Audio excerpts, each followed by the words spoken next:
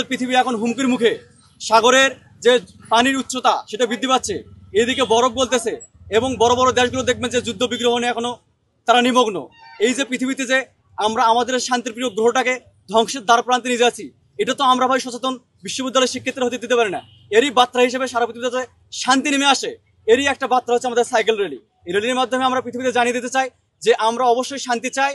আমরা পাশাপাশি আপনারা এটা জানেন যে জীবাশ্ম জ্বালানির সংকট পৃথিবীতে আগামীতে তৈরি হবে, সেই জায়গা থেকে অবশ্যই আমরা যানবাহন হিসেবে সাইকেলটাকে যেন বেশি বেশি ব্যবহার করি।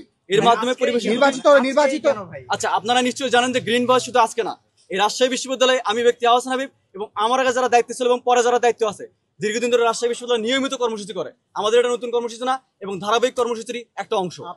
আপনারা নির্বাচিত হলে কি করবেন? আচ্ছা, আপনি নিশ্চয়ই জানেন যে আর আমি দীর্ঘদিন ধরে রাজশাহী বিশ্ববিদ্যালয়ে কাজ করে আছি।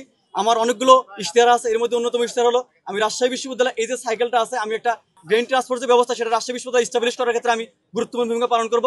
এবং এর সাথে রাজশাহী বিশ্ববিদ্যালয়ে যে পানির যে একটা সমস্যা, আপনারা জানেন খাবার পানি, বিশুদ্ধ পানি সরবরাহের ব্যবস্থা করা হবে। এবং একই সাথে রাজশাহী বিশ্ববিদ্যালয়ে পরিচ্ছন্নতার জায়গায় একটা নতুন মাত্রা যুক্ত হবে।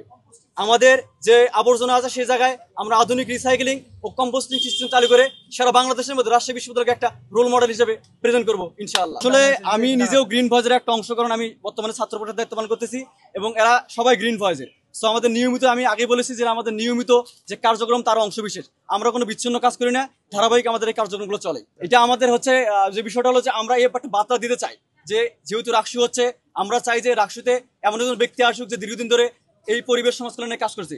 এর জন্যই আমার যারা শুভাকাঙ্ক্ষী আছে তারা, আমি যেহেতু এখানে অংশগ্রহণ করছি, এই জন্য তারা আমার জন্য এই আপনাদের সামনে প্রেজেন্টটা করেছে।